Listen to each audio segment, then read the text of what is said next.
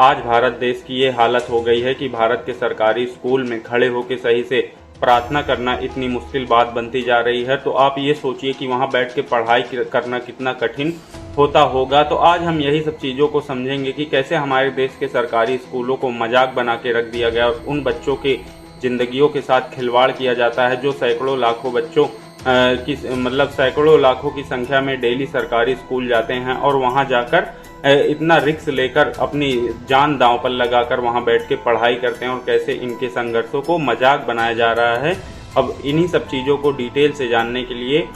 हमारी वीडियो में हमारे साथ अंत तक बने रहिएगा। तो आइए शुरू करते हैं। सबसे पहले वीडियो शुरू करने से पहले हम उत्तर प्रदेश के सीएम योगी आदित्यनाथ की इन बातों को जरा सुनते हैं कि आखिर वे कहते क्या हैं। आइए ध्यान से थोड़ा सुनने की आज ये कह रहे हैं कि हम स्कूलों का वीडियो बनाएंगे।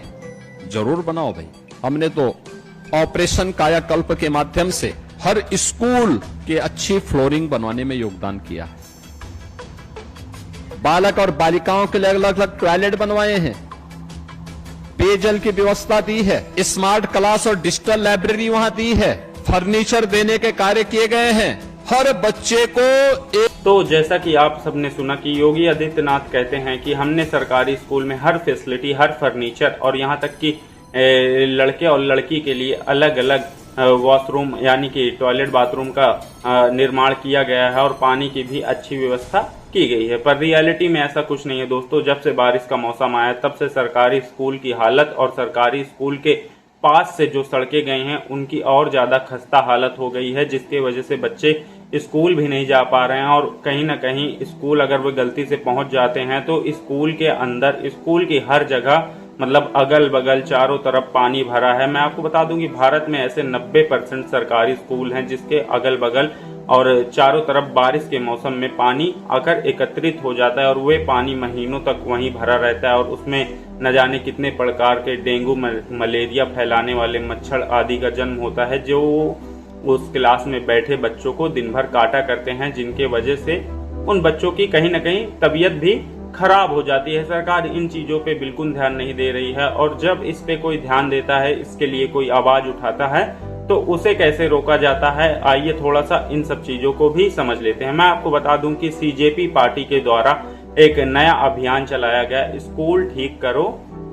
अभियान। ये अभियान अभी हाल फिलहाल में ही चलाया गया है, जो कि अभिजीत दीपके के द्वारा चलाया गया है। जब सीजेपी के एक स्पोक पर्सन यानी कि आशुतोष जयपुर के एक स्कूल में जाते हैं और उन्हें सुनने को जयपुर जाते हैं, उनके सुनने में ये आया था कि कुछ बच्चों को भैंसों के तबेले में बैठाकर पढ़ाया जा रहा है और गाय भैंसों के बीच उनके गोबरों और उनके चारों के बीच में उन्हें बैठाकर कहीं न कहीं पढ़ाया जा रहा है और सरकारी स्कूल की हालत वहां भी एकदम खस्ता है। तो मैं आपको बता दूं कि जब आशुतोष जयपुर जाते हैं और उस स्कूल की जांच करते हैं तो वे अपने पाते हैं अपने सबूतों के तहत कि जो कुछ चीजें उनसे बताई गई थी वे कहीं न कहीं सारी चीजें सही थी। जब आशुतोष वहां इंक्वायरी करने जाते हैं तब वहां के लोकल लोग आकर उनके ऊपर अटैक कर देते हैं, उन्हें मारने पीटने लगते हैं और सीजेपी मुर्दाबाद के नारे लगाने लगते हैं और उन्हें उस जगह से भगाने के लिए जबरदस्ती फोर्सफुली धक्का दिया जाता है और उन्हें धक्के देकर वहां से भगाया जाता है और इसके साथ साथ उनके ऊपर हमले भी किए जाते हैं और उनकी गाड़ी के चाहे वो शीशे हो, चाहे वो डेंट हो, चाहे वो जो हो, उनकी गाड़ियों को भी तोड़ा जाता है। और बाद में जब आशुतोष अपना बयान सोशल मीडिया और न्यूज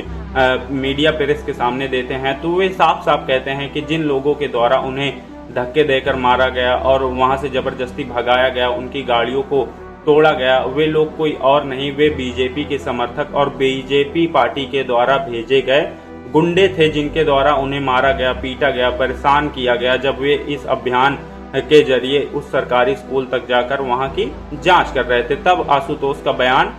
मीडिया के सामने उभर कर ये आता है और खुद आशुतोष अपने बयान में स्वयं कहते हैं कि वे जो लोग उन्हें मार पीट रहे थे वे बीजेपी पार्टी के ही गुंडे होते हैं। तो आप खुद ही सुन लीजिए। अभी हम लोग रामपुरा कंवरपुरा के स्कूल का निरीक्षण करने गए थे पिछले कई सालों से वो स्कूल भैंसों के तबेले में चल रहा है। मेरे खुद का रेखा जी भी उस वीडियो में है। पिछले साल भी हम निरीक्षण करने गए थे, भैंसों के तबेले में ये स्कूल चल रहा है। वहां पे हम लोग निरीक्षण करने पहले पहुंचे, उसके पहले ही वहां पर उनके लोग, भाजपा के गुंडे वहां पर मौजूद थे। हमारे वॉलंटियर्स के साथ पहले मारपीट की गई, मीडिया के सभी साथी वहां पर मौजूद थे, पुलिस को इत्तला की गई। उसके बाद वहां पर हम गए हैं, फिर भी ये लोग नहीं रुके। गाड़ियों के हमारे शीशे देखिए आप, शीशे तोड़े गए हैं गाड़ियों और के। यही नहीं, जब सीजेपी पार्टी के फाउंडर अभिजीत दीप के महाराष्ट्र के एक गवर्नमेंट स्कूल जाते हैं, सरकारी स्कूल जाते हैं, तो वहां उन्हें जो चीज देखने को मिलती है, इसे सुनकर तो शायद आपके पैरों से मतलब आपका मतलब इस देश की सरकार से विश्वास ही उड़ जाए कि मतलब ये इतना नीच काम कर सकती है। जब अभिजीत दीप के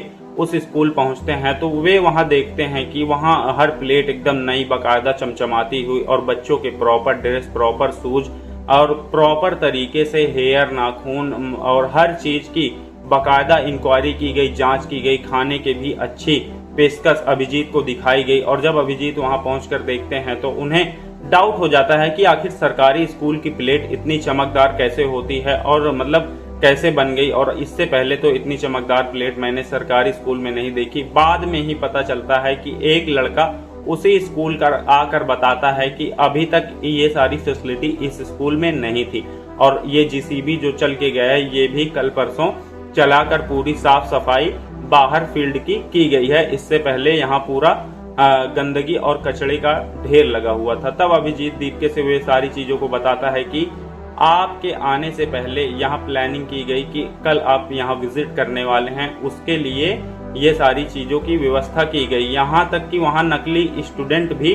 बैठाए गए जो अभिजीत दीपके के सामने बैठे थे, वे दूसरे स्कूल के बच्चे थे। उन बच्चों ने ये चीजें भी अभिजीत दीपके के सामने क्लेम की। और इसमें देख लीजिए कि सरकार किस प्रकार से अपनी नाकामी को छुपाने के लिए किस प्रकार के घटिया कदम ले चल सकती है। आप मतलब जरा सा सोच भी नहीं सकते कि दूसरे स्कूल के बच्चों को बुलाकर सरकारी स्कूल में बैठा दिया गया ताकि कोई अगर देखने आए, इंक्वायरी करने आए तो उन्हें शक न हो कि हमारे देश के सरकारी स्कूल आखिर हैं किस प्रकार के। तो इस प्रकार की घटिया हरकत हमारे सरकार के द्वारा की जाती है। और मैं आपको अभी जो वीडियो में आगे बताऊंगा वे सुनकर आप सोचेंगे कि सरकार अब हमारे भारत देश की सरकार छोटी छोटी बातों से भी शायद अब डर जाती है। इन सारी घटनाओं के सोशल मीडिया पर वायरल होने के बाद पता है क्या होता है, मैं आपको बता दूं कि इनके वायरल होने के बाद आखिर सरकार एक और घटिया कदम क्या उठाती है और क्या घटिया चाल चलती है। आइए थोड़ा सा इस पे बात कर लेते हैं। इसके इन सब घटनाओं के होने के बाद सरकार और हमारे कई शहर जैसे राजस्थान, जयपुर और अयोध्या और उत्तर प्रदेश में जो वहाँ की सरकार है, यानी कि जो वहाँ के मुख्यमंत्री हैं, वे ऐलान करते हैं, मुख्यमंत्री कह लीजिए, शिक्षा मंत्री कह लीजिए, उनके द्वारा आदेश आता है कि अब सरकारी स्कूल में कोई भी मतलब वीडियो क्रिएटर या कंटेंट क्रिएटर या जो भी मतलब किसी भी प्लेटफॉर्म पे अगर वे वीडियो बनाता है, चाहे वो इंस्टाग्राम हो, चाहे वो फेसबुक हो, चाहे वो यूट्यूब हो, अगर इन सारे प्लेटफॉर्म पे कोई वीडियो बनाता है और बिना परमिशन के वे सरकारी स्कूल में घुस जाता है या किसी भी प्रकार की चीजों को रिकॉर्ड करता है या इसे रिकॉर्ड करके टीचरों से किसी प्रकार का सवाल पूछता है तो उसके खिलाफ कड़ी कार्रवाई की जाती है, अगर बिना परमिशन के कोई गया तो आप ये सोच लीजिए कि सरकार इन सब चीजों से भी अब डरने लगी है, क्योंकि इसके जरिए ही तो सरकार की ये काली सच्चाई बाहर आती है। क्योंकि सरकार ने अभी तक भारत के सरकारी स्कूलों पे कोई अच्छे या ढंग के कार्य तो किए नहीं हैं जिससे सरकार की इसमें वाहवाही हो। तो सरकार अपने बुरे कर्मों को छुपाने के लिए उन कंटेंट क्रिएटर्स और उन इन्फ्लुएंसर्स को बैन कर रही है कि वे लोग सरकारी स्कूल के अंदर न जा पाएं और सरकारी स्कूल के अंदर जो कचरा फैला हुआ है उसे दिखाकर उसे मतलब रिकॉर्ड करके सोशल मीडिया पे अपलोड न कर पाएं। इन सारी चीजों से सरकार बचने के लिए उन क्रिएटर्स को बैन कर रही है और मना कर रही है और जबरदस्ती उनको मतलब जबरदस्ती तरीके से रोका जा रहा है कि वे लोग स्कूल में ना घुस पाएं और किसी भी प्रकार की वीडियो ना बना पाएं। तो मैं अब इस निकम्मी सरकार को एक चीज बता दूं कि तुम्हारे चाहे जितना रोक लगा लो, चाहे जितना मतलब आप अपनी पूरी ताकत लगा लो, पर आपकी जो हकीकत है, जो सच्चाई है, वो दुनिया के सामने एक न एक दिन आके रहेगी। और वो तरीका यही होगा, सोशल मीडिया के जरिए तुम्हारी सारी काली सच्चाई पूरे भारत के नागरिकों के सामने आएगी। सिर्फ अंधभक्त को छोड़ के जितने नागरिक है वे खुद एक दिन तुम्हें बाइकआउट कर देंगे। बस इसी प्रकार से तुम ये घटिया हरकतें करते रहो। और वीडियो अगर दोस्तों अच्छी लगी हो तो चैनल को सब्सक्राइब जरूर करें, बेल आइकन को भी साथ ही जरूर बजाएं और चैनल को सब्सक्राइब करने के साथ साथ वीडियो को लाइक जरूर कर दिया करिए दोस्तों। आपके एक छोटे से लाइक से हमारी आवाज़ और हमारा हौसला मजबूत होता है, तो हमारा हौसला और हमारी आवाज़ को मजबूत करने के लिए चैनल को सब्सक्राइब करें, वीडियो को लाइक करें। और तब तक के लिए दोस्तों जय हिंद, जय भारत। मिलते हैं अगली वीडियो में।